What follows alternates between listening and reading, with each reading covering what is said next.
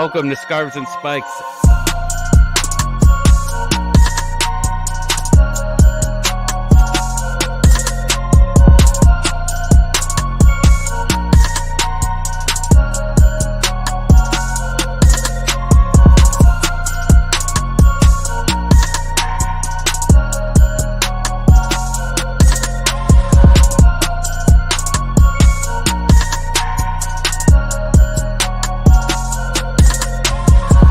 Hello to all the Atlanta United fans. My name is Jurgen Damm, and you are watching Scarves and Spike, an Atlanta United podcast.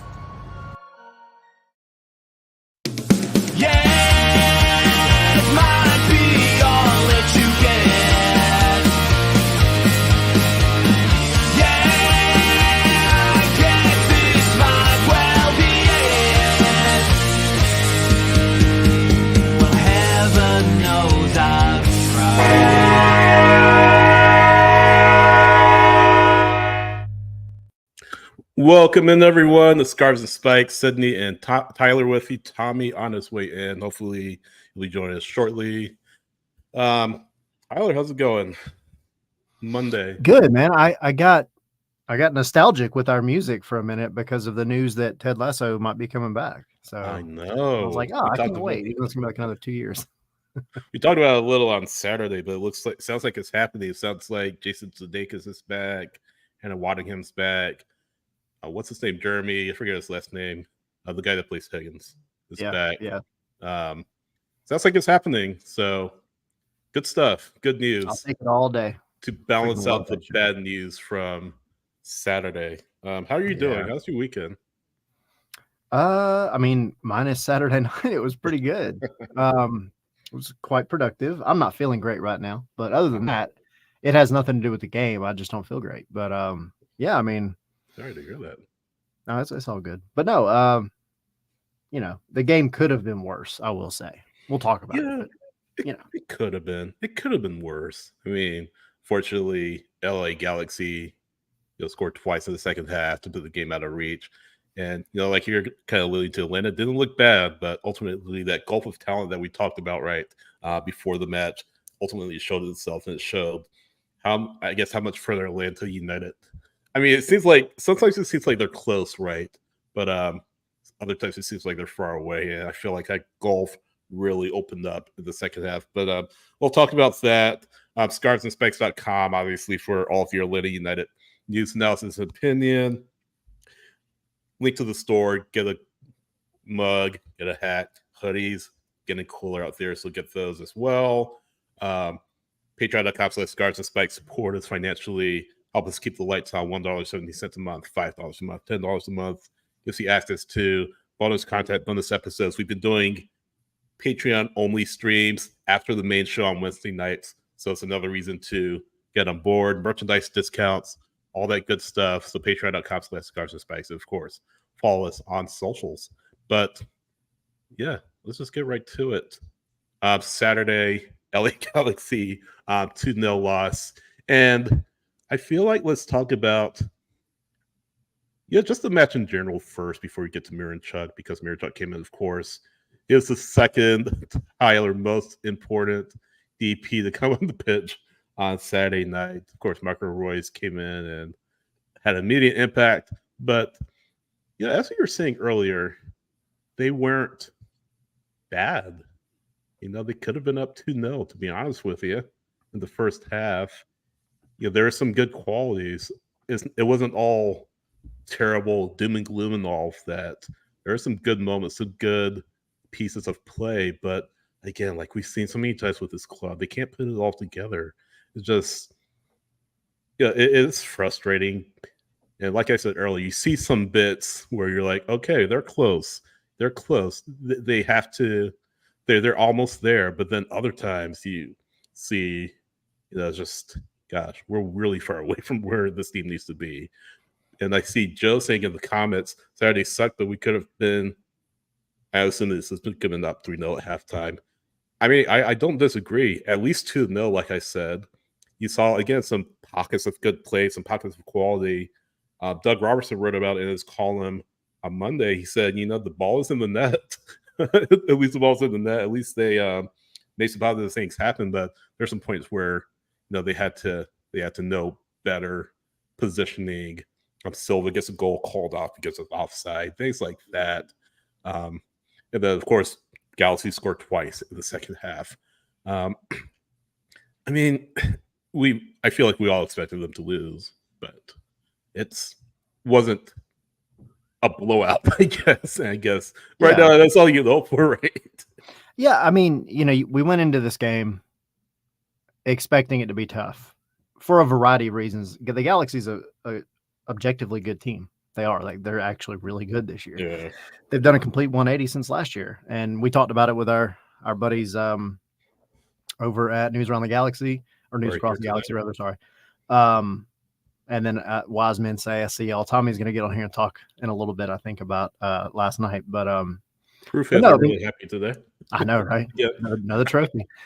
But the Galaxy's a good team, and it's easy to look at this scoreline and say it's freaking more of the same. But I just caution fans against that to the same degree. Like, I'm not saying forget the first portion of the season, because it's not been great, and it's not great to lose.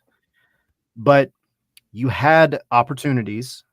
You had 2 goals that were called back rightfully. It's not like they were close. They were right. No, but you had the things happening inside the box. Now, you were having to rely a lot on, counterattacking transition football, but that's okay in cases like this. In games where you're playing against a team that is really good at their house, sometimes you're not going to be able to just control the ball the entire time. Yeah. It's not easy, but you adjusted and you defended well for the most part. And, you gave your team a chance to go and get something out of it. And the attack just couldn't quite make it happen. They couldn't stay consistent with it, but they put the Galaxy under some spells of pressure, some moments where they were really, really knocking on the door. Again, you have the 2 offside calls. So it didn't look like they just came out flat, right? Like, they came out to play. They defended well. And I think as fans, maybe, like, it's easy to, over the past couple of seasons, to go back and be like, oh God, we're not possessing the ball like we do, which means we're not playing well. And I understand that. But this team's defense has actually been really good this year. Brad Guzan made a penalty save. It's terrific. Yeah. Terrific, like phenomenal. Steon Gregerson, Derek Williams, like, if you get put under that much pressure for so long, ultimately you're going to give up a goal. You can't just rely on your center backs and your defenders to do the job. You've got to change the tempo a little bit. And I think maybe that was where Atlanta struggled. But, I mean, that defense kept taking shots until they just couldn't handle it anymore. Yeah, so, the damn finally broke. Yeah, I mean, and it had to at some point. So, especially when you're going up against a team like that has so many attacking threats, and then you bring on, Marco Reus, and it's just like, all right, well, they have luxuries upon luxuries, just like Atlanta used to have. Not anymore. But one play that really stood out to me was Jay Fortune. I think Jay Fortune had at least the first half was terrific. He had a really great pass to start an attack on the offsides call.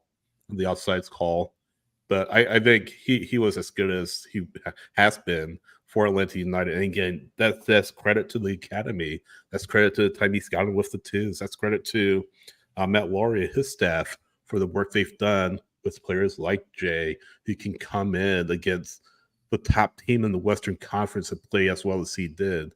He wasn't perfect. It wasn't a 10 out of 10 performance, but he was really good. And that really impressed me. As Dax McCarty, as his retirement is on the threshold, as Muyumba was forced out of the lineup due to hip pain. He stayed a day. Hopefully he's back against Charlotte SC. But it's good that you have a young player that you can come in and step in and take his position and take his opportunities well. I think he did just that all throughout the night. Again, not a perfect night. It wasn't mistake-free, but he was about as good as he could have been in that situation. And Jay really impressed me. And it's that next step in his growth, right? As he gets more playing time, as he gets more, more time underneath him, he's just going to get better and better. And that excites me. That excites me, really. It begs the question, does it make, I hate to say it, but does it make a player like Muyimba maybe a little bit expendable at this point? I mean, you have Slish, of course, who is penned into the lamp every night, but no, you have Jay Fortune coming up. Are you ready? I don't think you're ready to make the move right now, obviously, but is there a world where Tristan Muyimba, club kid, look to get a return on him and give Jay Fortune the spot full time? I mean, I don't think that's far-fetched at all, do you?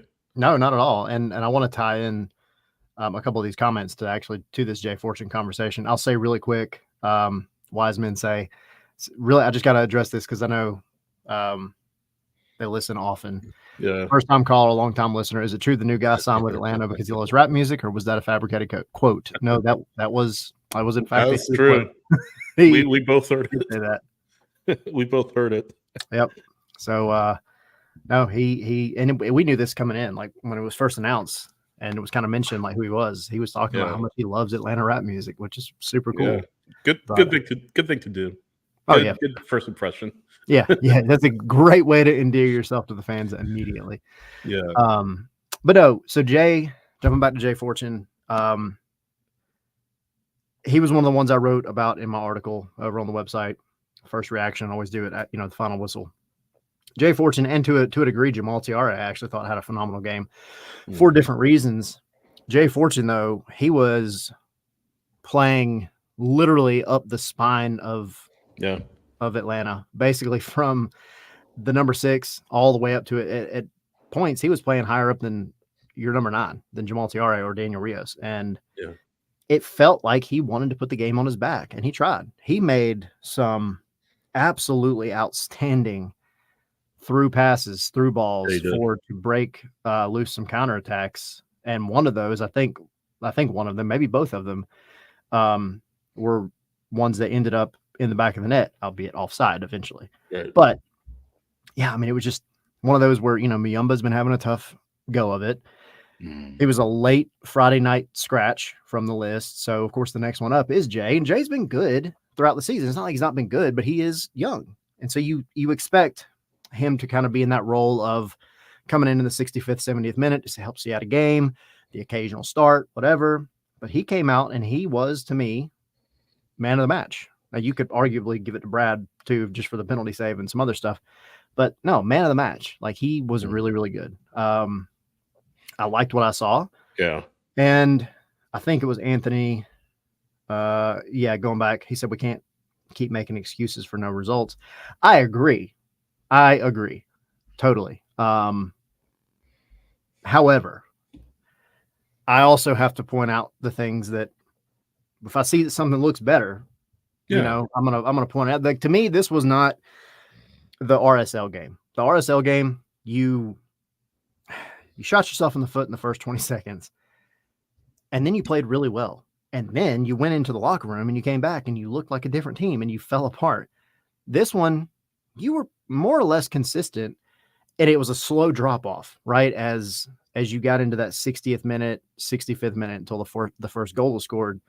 But it wasn't like night and day, and they had an idea. I think they didn't look completely clueless like they have in some matches before. It looked like they had, they were an inferior team in terms of just their results and their talent right now, playing against a superior team at their house on 3,000 mile trip, 3 different time zones. Like, that's what it looked like. It didn't look like it was just a complete crap show like some of the matches that we've seen previously. Still not good. Like, you've got to win or get a result. But trying to take the optimism where I can get it. So I was looking at FOTMob and kind of playing back to the team's performance. So let's look at FOTMob and the ratings and all of that. So Brad Guzan, man of the match, 8.2, but Fortune had a 6.8. He was tied with I'm sorry, I'm gonna scratch that point. No, he was 6.8. He was a 6.8, which is under a little. I think they may be faulting him for the goals. Is that on FOTMob? Yeah, FOTMob. I think Our articles are on Fight Mob. Yeah. Just so y'all know. Y'all can go check them out. Yeah, but I feel like they're faulting him for the goals. It's a little bit harsh for Jay, but I think he was a lot better than 6.8. Anytime you're a midfielder or defender and you get some goals scored on you, it's instantly going to drop that number. Right. There's nothing you can do about it besides go and score other goals to help bring that number back up. It's kind of like your kill death ratio in Call of Duty. It's a freaking frustrating number to pay attention to. No, it is. It is. Miranchuk. You want to talk about Miranchuk? Yeah. Let's talk about the Rat Man himself. The Rat Man himself. He was on the field super long, but I liked what I saw from him. I mean, he did get a ton of touches. Granted, he had a shot that didn't really miss by much, to be honest. That shot was it gave John McCarthy a lot to think about. It gave everybody a lot to think about. You know what's weird is how much time it gave everybody to think about it in the air, and it still almost went in. Yeah. So, maybe another day that goes in, it makes it a whole different match. But it's tough to judge too much on a player that wasn't out there that long, maybe like half an hour or so. But from what I saw, he was good. I think once you get a piece in here that can combine with him well, and we won't talk about the previous transfer window because we can go on all day about they should have done it then. I think once you get a piece in here that can combine well with him, that can just fit in with him during the winter transfer window, I think it's going to be a totally different story.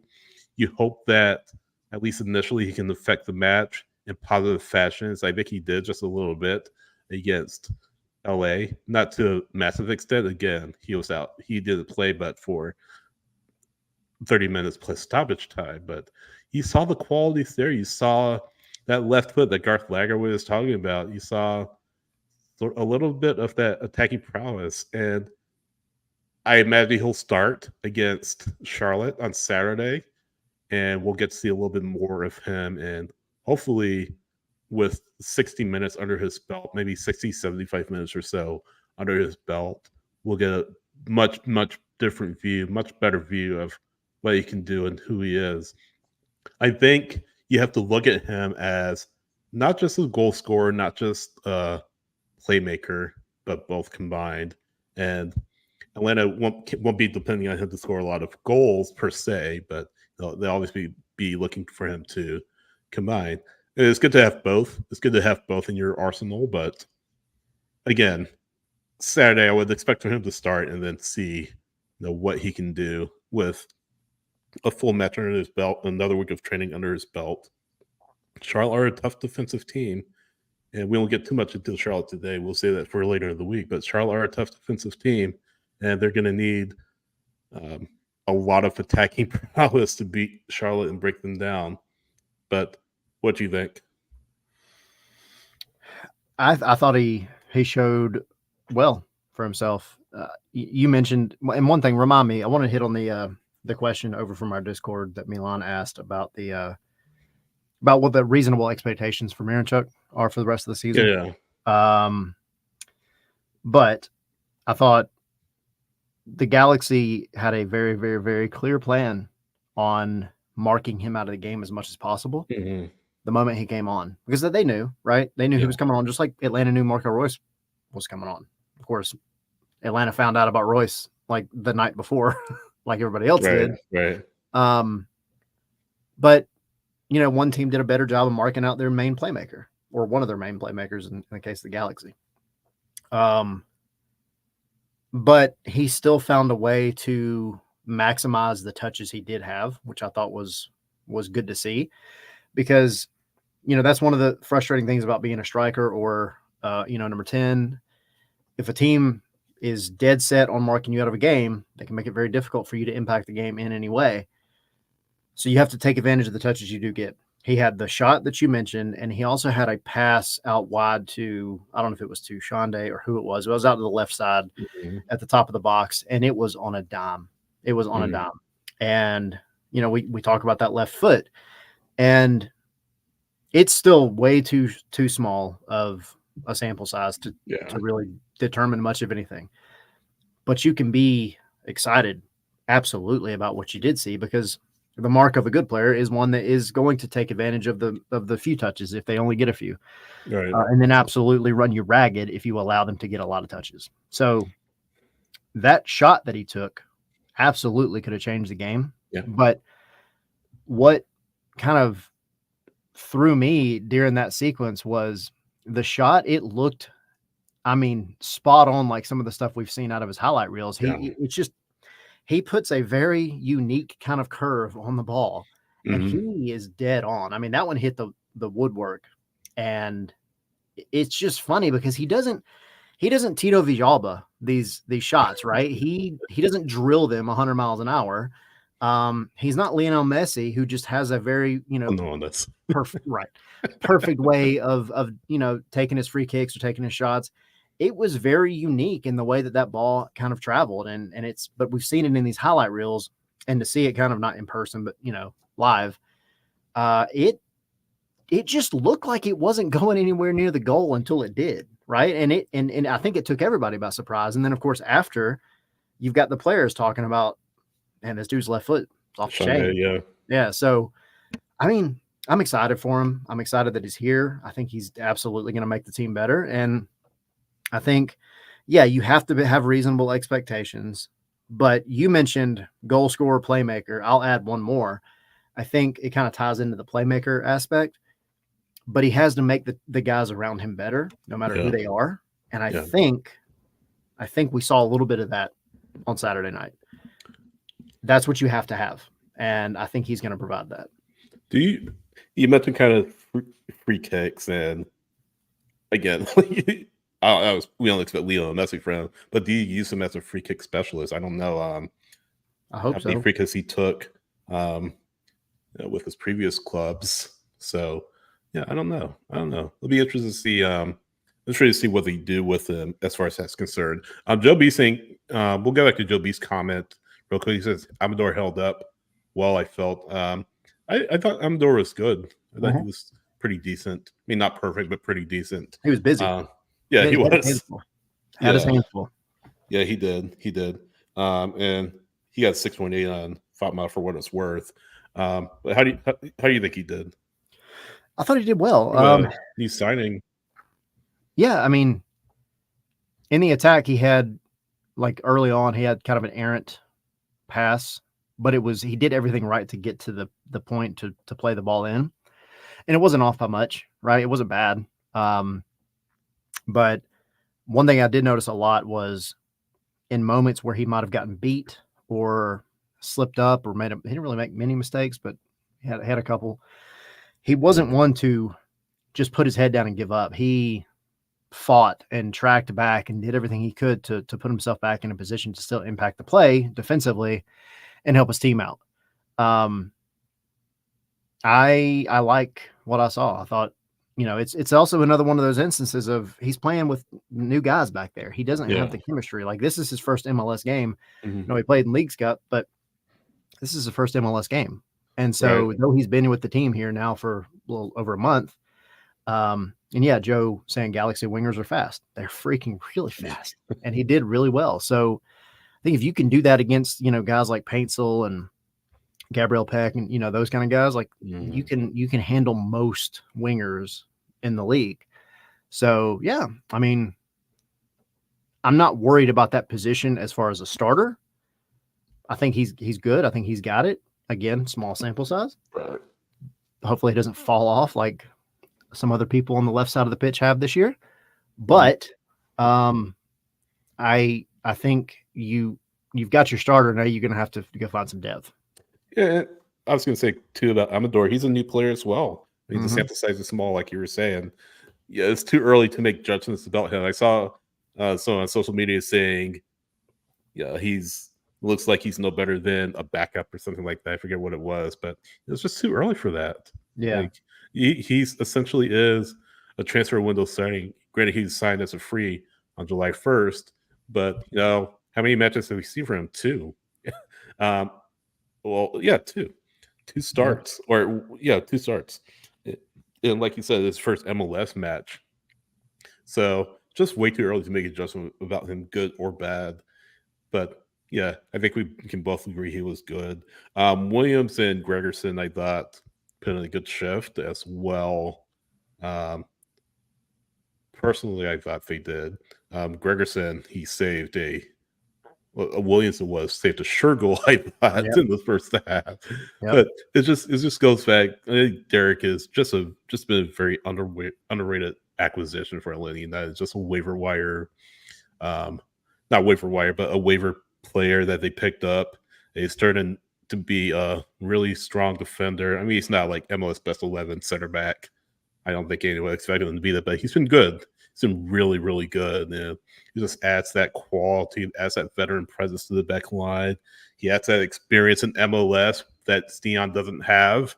And I think they make a good partnership together. So it's good to see him. He was back in LA first time. Well, not the first time since he left the team, but first time, going back to a familiar place, a familiar territory, familiar fans. So that he did well in this appearance.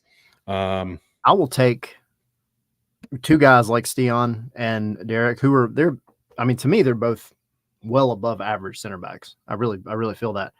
But I will take two, even if they were mediocre. I will take two mediocre center backs that just work together over two really, really, really good center backs that have no chemistry at all. Because Atlanta's had that before, and the defense was terrible. Right. You got two guys back there who they know how to handle business. Joe saying Stian has some wheels. Yes, he does. That dude can track back with anybody in this league and then some. SEC speed. Yeah, he dude runs, man. But he just, like, both of them together, they just work well. They have chemistry. I think they know each other's roles. They know their roles. They make the two wing backs better as well because they all communicate very well. So I'm not going to change much. And Gray saying in the chat too, Williams is the bargain of the century for us. Phenomenal value for what he's been able to give us at center back. Yeah, don't change it. Like, it's weird saying this, but your center backs, you don't need to mess with them at all in this offseason. Leave them alone. Leave them alone because you got them too. Well, maybe besides Abram, you got to figure out something with that contract. Yeah. But Derek Williams, Stian Gregerson, and then your two young guys in Noah Cobb and Ephraim Morales, like, that's a solid center back core, because at least now you know what you're getting out of your young guys, and they've done well also. So unless like a new coach comes in and says, no, we're playing a full on, back three, back five with three center backs, maybe you go out and you find one more, or you renegotiate Abram's contract or something. I don't know. That's the only reason I would see this team trying to even mess with the center back core in the offseason. You have too much other stuff to worry about. Yeah. I was thinking of Pooch. The entire night, just his passes have just so much venom on them, so much speed. It's just tough to get used to if you're not ready for it. Yeah. And he's just such a good facilitator. I thought honestly, it's just disappointing that Atlanta United doesn't have a player like that. And we can go on about roster. Well, they do now, I think. Yeah, hopefully. But again, going back to what I was saying earlier, it's just a massive gulf between Atlanta and LA, just talent-wise. I mean, if you line up the players side by side, LA definitely would have the advantage in a lot of those spots. In a lot of those spots. And, it's just shows that Atlanta just has still a lot of work to do before they get to the point where they can compete against a team like that. Again, they competed well. They showed decently, but again, the cracks in foundation showed like they have so many times this season. And, just from a roster standpoint, just still a long way to go. There's still a lot of players that they need to really round things to the form, really put things together and become a competitive force once again in Major League Soccer. And you hope that you see more of that manifest itself in the winter. Again, we all thought that there'd be attacking players signed in the summer transfer window. Secondary transfer window didn't happen, of course. And fans are right to be frustrated, but I mean, you gotta work super hard in the winter. What it sounds like is what it feels like is some of these moves will be within MLS, I think, because it's a little bit easier to do within MLS rather than pick a player in season from overseas. So yes, that's where I stand. But yeah, it's just a lot of work to do. A lot of work to do. Yeah. I mean, and that's the thing. Like, we knew coming out of this summer window that it wasn't going to be a full 180 because, right.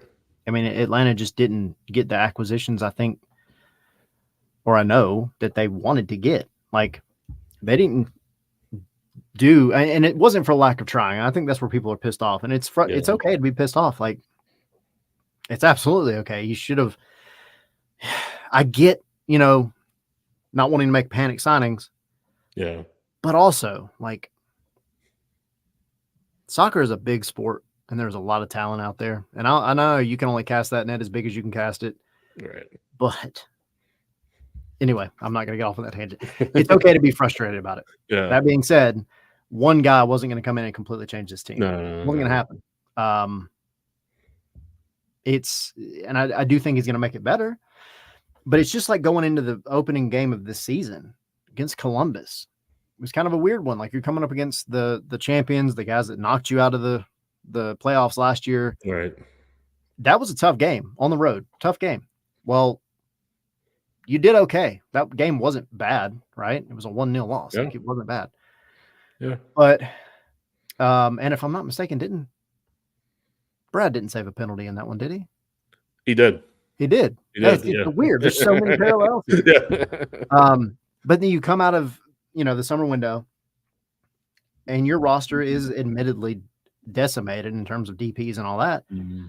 You weren't able to get what you wanted, but you came back out and you played at least a better game. You had a better showing of yourself than you had even at home against some of your opponents this season, like as recently as a month and a half ago, less than a month and a half ago. You played way better than you played against Santos Laguna. Yeah. Against the LA Galaxy in LA.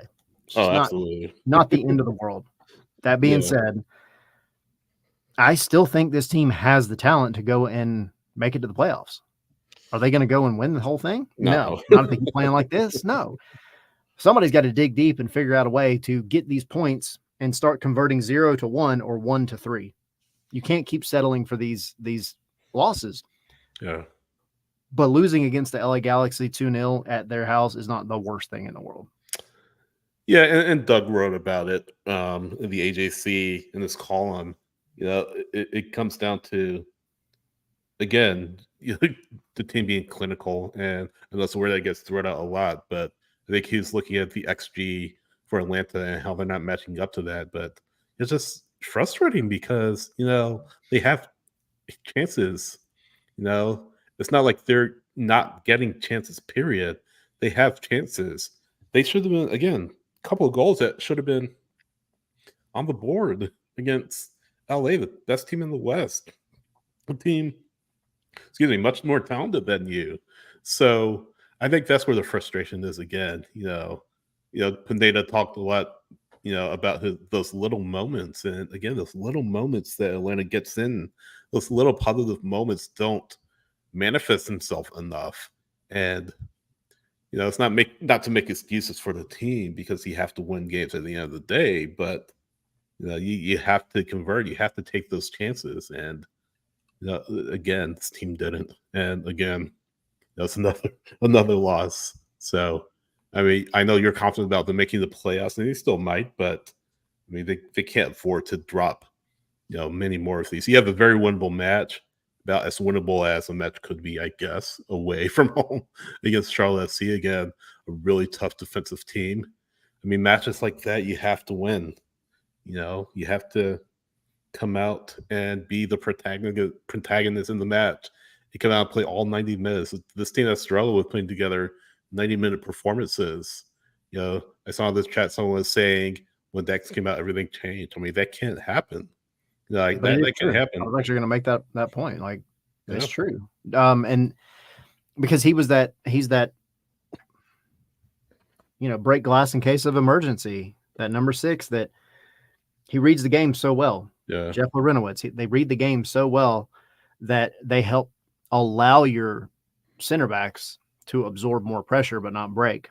Then he comes out and you lose that very, very crucial piece. And it can't just be one guy. Like Jay Fortune, as great of a game as he had, he's not going to be the guy that's going to go back and help dictate the full tempo of the match. He doesn't have the experience, and it's nothing against him. He just doesn't have the experience. That's where you need a guy like Muyumba to be able to do what he's supposed to do. And that's where, if you're going to make that change, unfortunately, I think you've got to drop Bartosz Slisz back completely to play as the sole number 6, because he wasn't up until that point. Yeah. When Dax came out, Bartek can handle it. He can do that job, but he was kind of playing almost more of like as a second 8 a lot of times, and even as a 10 at some points. So yeah, I think there's so many little fine aspects of it where you call it coaching, call it discipline, whatever you want to call it, but I don't think it's that Dax being brought out is irreparable. Right. I just think it's the very specific decision has to be made, because you're sitting on like 30% possession at that point. You're playing counterattacking football, whether you like it or not. So you've got to have that guy there to help absorb pressure. If you take him out of the game, then you have exactly what happens with the goals, where you have a late runner into the box, and he drills it home. And that's textbook, defending. It's textbook defending. And unfortunately, it went bad as soon as Dax came out. At least we know that it wasn't like 6-0 or anything like that, or 5-0 like the Reds beat Montreal on Saturday. What's that? Much. So at least it wasn't 5-0 like the Reds beat Montreal on Saturday. Yeah, that weird DC Dallas game. Like 4-2 at the half. Yeah, 4-3. Yeah. But yeah, that's LA or Atlanta United and LA. Atlanta at Charlotte on Saturday at Bank of America Stadium. Leagues Cup. We were supposed to have Tommy talking about Leagues Cup. He was there covering it for us. Crew won again. Kucha scored again. I mean, what else is new? Scoring in extra time, or not extra time, stoppage time, I should say, to break a 1-1 tie, and then they added one more in stoppage time to win 3-1. I mean, it's just amazing how good the Crew are. It's just a terrific team, just a very well-run organization. The ownership, Dr. Edwards, the Haslam family, not Bespachenko, because Bespachenko is gone. I forget the guy that took over for him. Yeah. But the guy that replaced him. I can't recall. Yeah. Wilfred Nancy, the entire staff, another trophy for them, and another spot in Champions Cup. Granted, they were already going to be in Champions Cup by virtue of making it to the final, but they're in Champions Cup, and next year they're going to be out for revenge. They feel slighted, I'm sure, after not having come away with the Champions Cup title last year, or a few months ago, I should say. Obviously, you have the illness going through the team, but this is the best. Revenge will get you. Yeah. But this is the best team in MLS right now, top to bottom. I mean, the standings say what they say, but I think when it comes to, it's a tall. That's who it was. And what you're saying, you got to remember, Columbus still has like 3 games in hand on pretty much everybody else. Yeah, exactly. In the Eastern Conference, and they slipped a little bit early in the season, but I mean that's just the fixtures. That's just fixture congestion, just the number of matches that they played. But now that they can focus solely on MLS, they can take advantage, like you were saying, on those matches in hand, and I don't know, maybe make a final push for the top of the standings. I mean, Cincinnati's pretty much out of the picture right now. But yeah, they have, like you said, 3 matches in hand. That's 9 points if you can get them all. And maybe you can give Miami a little bit more to think about if you can. But yeah, you gotta take those chances. And Milan saying watching the Crew makes their struggles hurt that much more, especially with Nagby there. They're out to Nagby. It's gonna be that constant reminder of where this team was, and the fact that he walked is just You wish every day that you had a guy like him here, but hats off to the crew. Congrats to the crew. Another trophy, and hopefully Lady United can get back there. Were you able to watch it all? No, I wasn't personally. I it wasn't was one of those privy. things where I just it was unable to happen completely Yeah. for me. Of course, I've Yeah. caught the highlights and all that kind of stuff, but no, I Right. wasn't able to watch it live. I say all the time, never doubt the crew. Never doubt the crew. And no, I wouldn't bet against them. I know people are saying LAFC could repeat, or LAFC could win their second in 3 years or something like that. I think I wouldn't bet against the crew repeating. I really wouldn't. Edgar's saying it in the chat, the grit that the crew have. I wouldn't bet against the Columbus Crew winning MLS Cup for a second year in a row.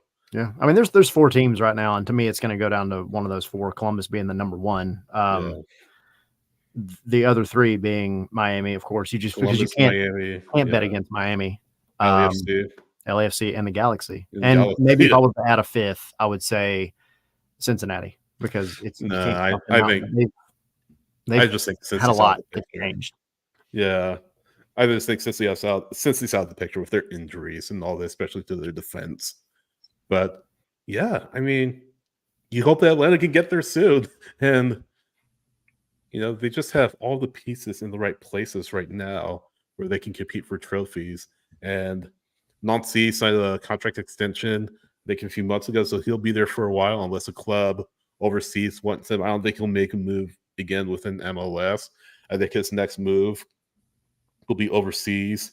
I've said, before, do you make a play though for Kwame Ampadu, their top assistant, maybe try to capture some of the magic from Columbus and bring it over to Atlanta? I think he can do a lot worse. The big thing is he'll be a first-time head coach, but I think that's going to be one factor. And another factor is, look what's going on in Montreal. Courtois, Montreal haven't been great this season. So that's a risk. It's a risk. But I imagine he gets a job at some point, whether it's Atlanta or somewhere else. But yeah, I think, again, Nancy's next move is across the pond. I really do, whether it's France or something else. But I guess kind of going back to coaching, while we're talking about coaching, we haven't heard anything. I imagine the search firm has been hired. I imagine they're vetting some names right now. They haven't vetted some names. I'm surprised nothing's leaked. Nothing's come out. I don't know if they're just waiting till the end of the season to give Valentino just the end of the season.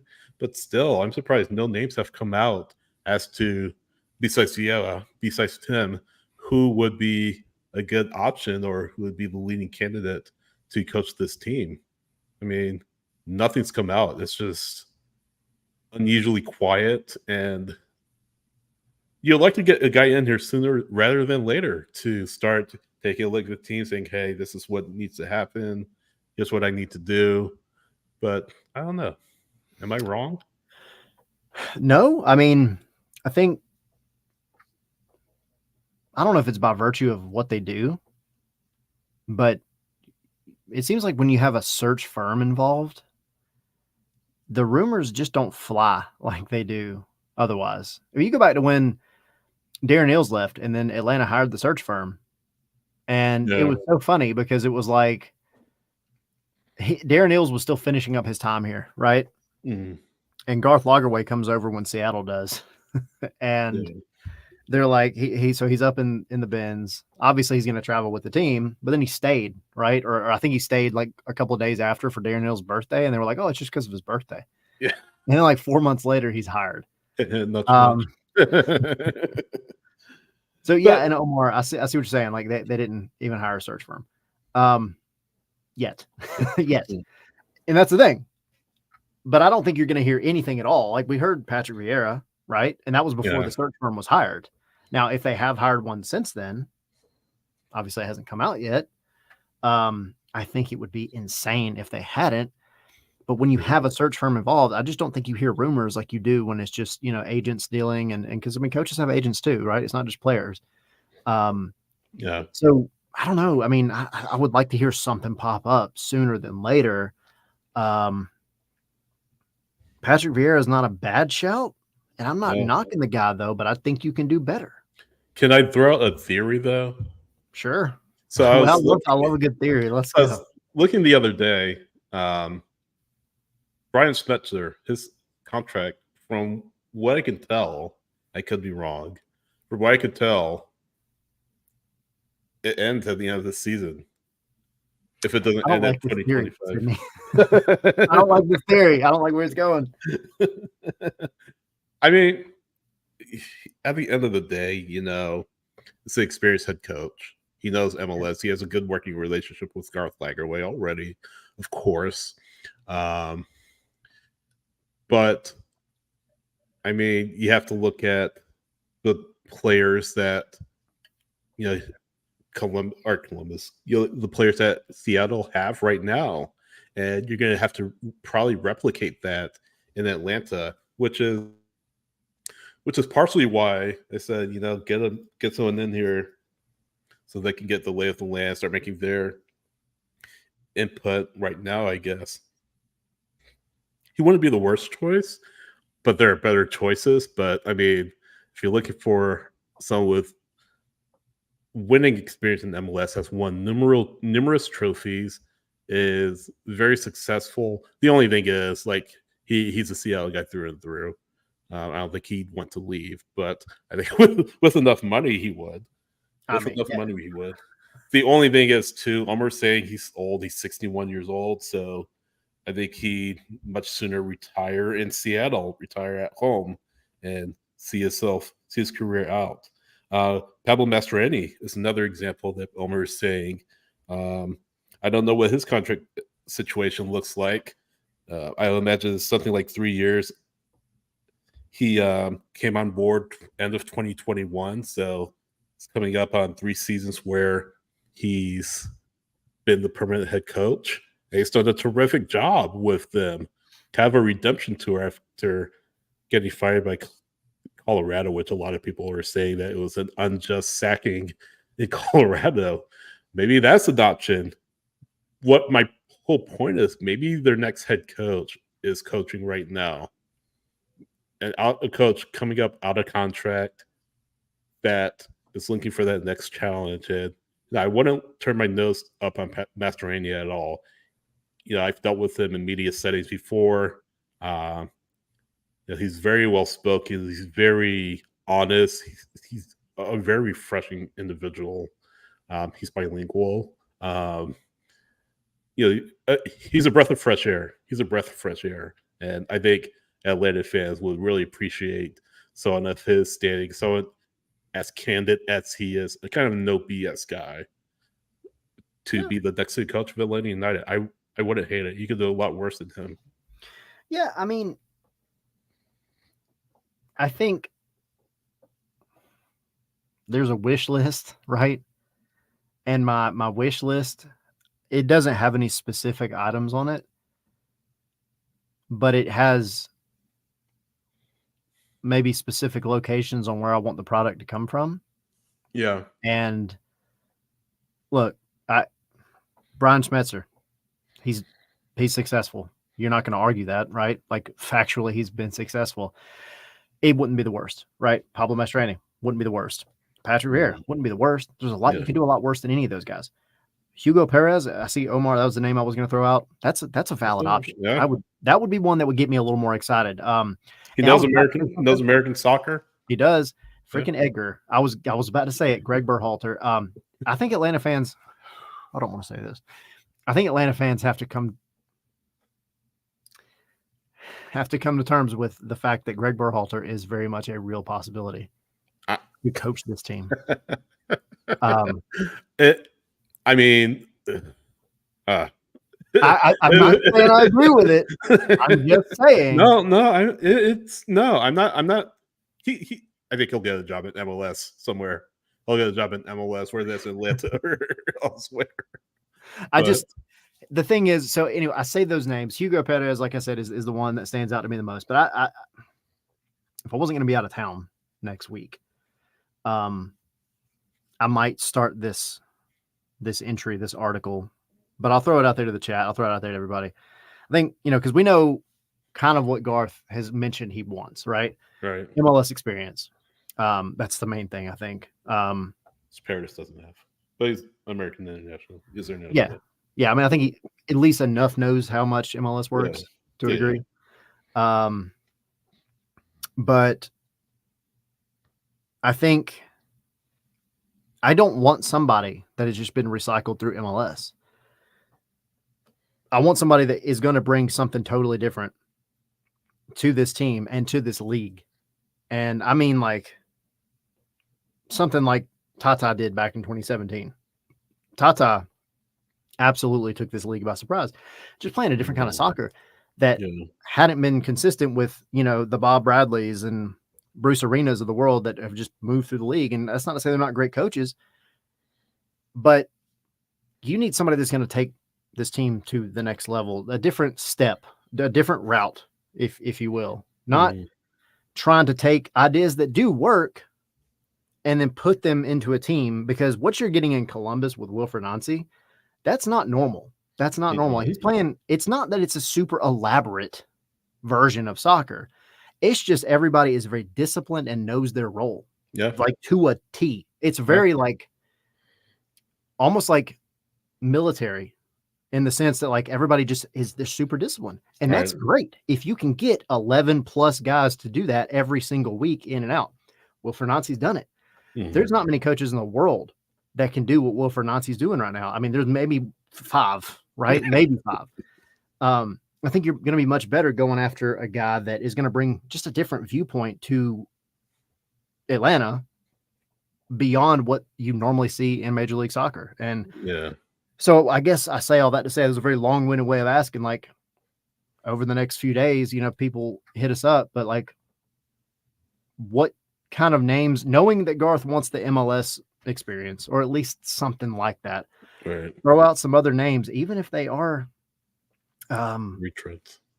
Well, yeah, and even if they're guys that are in contract with another club. I'll say this though. I'll say this though about Berhalter, kind of to your point. He's going to have so much more resources than he had at Columbus, because he'll actually have an owner who gives a crap. Unlike Precourt, who's trying to get them down to Austin the next time. The first time he could. Amazing resources with the men's national team, and I mean, but here's the thing, though, man. This is actually sweet tea I'm drinking, so that was the perfect like Kermit the Frog meme. Anyway, go ahead. Here's the thing, though, to Berhalter's credit, managing a club versus managing a national team are completely different things. Yeah, you're right. Completely different things. You're not working with the team. You're coaching a national team, and I'm not arguing for Berhalter or against Berhalter. I'm just giving you kind of the viewpoint. If you're managing a national team, you're not working with these players each and every day. You don't have that exposure with them on the training ground. Whereas if you work with a club, you're eating with them, you're with them every single day. You are with them week in, week out, like 30, 40, 42 weeks a year with the club. You just don't get it with a national team. And a lot of times, or sometimes, you don't have full control over who you call up. So I think that's kind of the case against Berhalter is, and Edgar saying it in the chat, he hasn't won an MLS. I mean, he's made playoffs numerous times with Columbus. I think he just missed playoffs 1 year, but he can never get the team over the hump. And I think that's the case against it, of course. The national team failure is another, but I think that's what you see with him, though, right? It's just average, like, because I agree. Good enough to win some games, but not great enough to get him past the next level. Yeah, and that's the thing. Like, though the national teams and club teams are definitely different beasts entirely. I mean, you saw it with Tata between Atlanta and Mexico. Like, totally different game. Right. But the thing with Berhalter is he's consistently been average. Yeah. In all of it. I mean, and I know it's kind of wild to sit there and look at his record with the men's national team and say that was average because of how many that they won, but you can't compare. It's apples and oranges when you look at what he did in CONCACAF versus what he did against the rest of the world. Yeah, he beat the teams he should have, but never the teams that he needed to. He needed to, yeah. Right. I mean, you made it look. You did okay in the World Cup, and then you shot yourself in the foot in Copa America. Yeah. He's just never been one to elevate a team. You go back to Columbus. Right. He got to the playoffs, but then couldn't do anything in the playoffs. Who does that sound like? Yeah. Exactly. I don't want that anymore, you know? And then you also add in the fact that it very much feels like after a while he becomes a friend more than a coach. And I just don't think that's what this team needs right now. I think some of the national team members got too comfortable with him, and I don't think Pochettino's going to be that kind of coach. No. Where he's going to cozy up to it. He's going to be like, he's known to be a man manager. Yeah. Pochettino, not Greg Berhalter.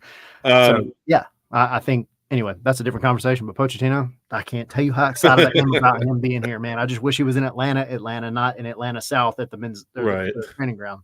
So a couple names throughout. Gracing in the chat. Ben Pierman has just turned around Charleston in a massive way. That used to be one of the great clubs in the second division, but on hard times. Part of it was Mike Enhauser had been there for years, and he has just rejuvenated that club. Has been a winner everywhere he's gone. The only thing fans will be a little bit sour on is that he doesn't have first division experience, but I think something will give him a shot sooner or later. And then Omer saying Denny Cruz from Louisville City. Louisville's long been one of the gold standards, if not the gold standard in second division football in the United States. But again, can he translate that to first division success? So I think the manager that Atlanta United hires has a chance to be off the grid, someone that not many people are thinking of. And if it is a second division head coach, I wouldn't be super surprised, to be honest with you. But at the same time, they have some resources to get something massive within reason, of course. So it wouldn't surprise me either way. But I just hope whoever it is, they give a chance to prove what they can do to help this team get back to what it was. Yeah. I mean, it wouldn't surprise me. I mean, again, knowing not that Garth is adverse to going out with and finding the big name. I think that's a misconception that's been thrown out, but I think maybe he's a little too realist or pragmatic, maybe for some people's liking.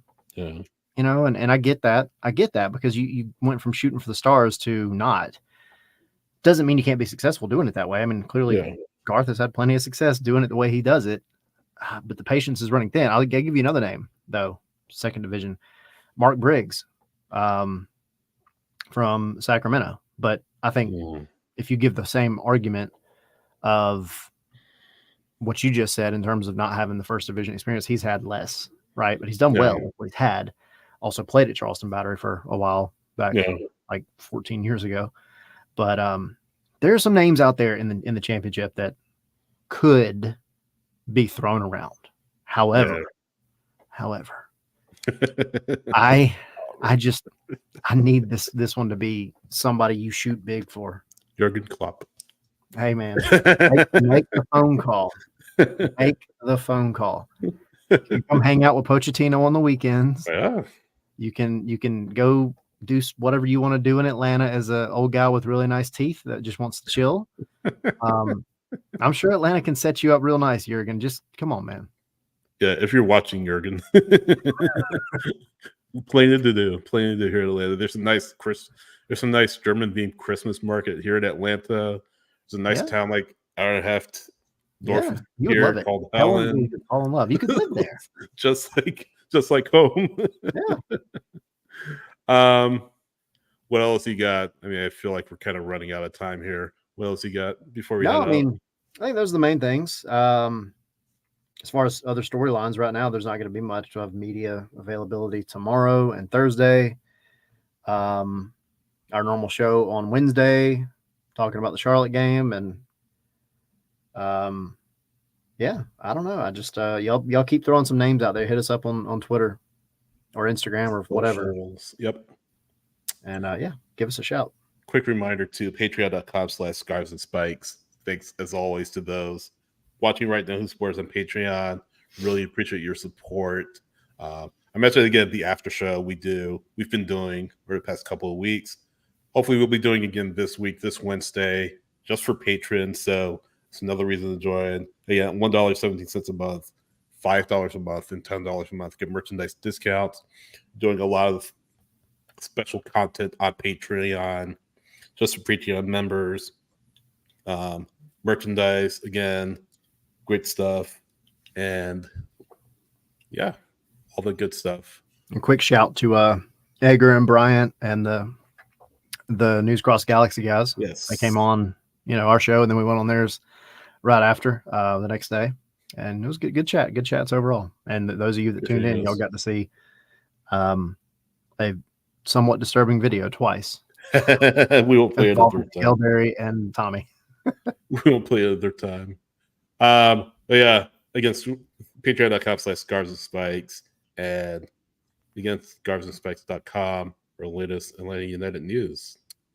And with that, I think we're done. Wednesday. I think we're done. So we'll find out what happened to Tommy. He's literally still missing in action. So everybody go tag him on Twitter and be like, "Where'd you go?" Hopefully it's nothing serious. Oh wait, no, he responded. Oh, he's not feeling good. Okay, gotcha. So don't go blow his phone up, please. Sorry, I said that. Let him rest. Let him rest. let him sleep. Yeah. Thanks everyone. Appreciate you guys watching, tuning in, hanging out with us. As always.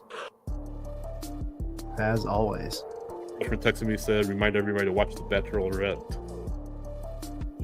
What? I'm going back watching Burn Notice. The season's winding down. I just can't get into that kind of stuff. You ever seen Burn Notice though? I have not. Oh, that's a good jam up show. I mean, it's back from like the mid 2000s and then into the 10s or whatever they're called. Good show, man. Go watch it. Hulu. Good recommendation. We're binge watching Brooklyn Nine-Nine. Oh, that's a good one too. Yeah, it's such a well written show. Yeah, it's funny, and yeah, it actually has some really good storylines in it. Cool. Thanks everyone. Peace, y'all. See you next time.